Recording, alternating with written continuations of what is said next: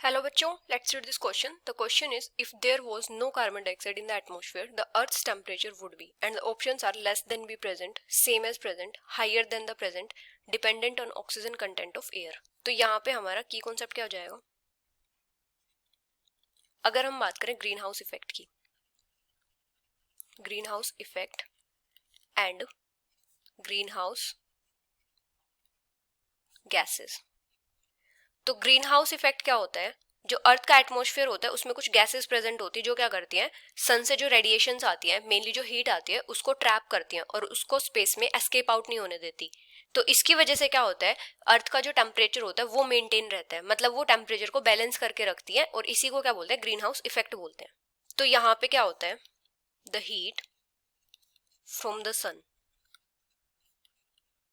Is trapped by the gases present in the Earth's atmosphere and do not allow them to escape into space.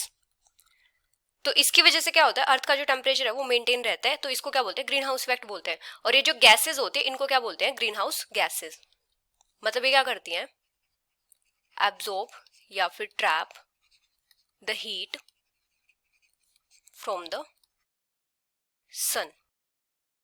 जो sun से heat आती है या radiations आती हैं उनको ये एब्जॉर्ब करती है, ट्रैप करती हैं. अभी ग्रीन हाउस गैसेस कौन सी होती हैं, जैसे carbon dioxide,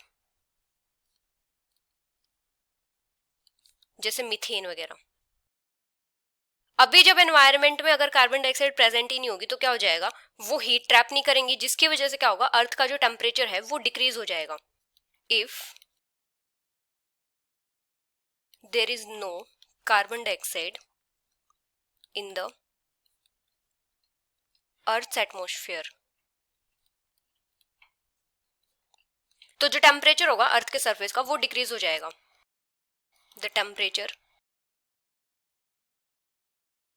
of earth surface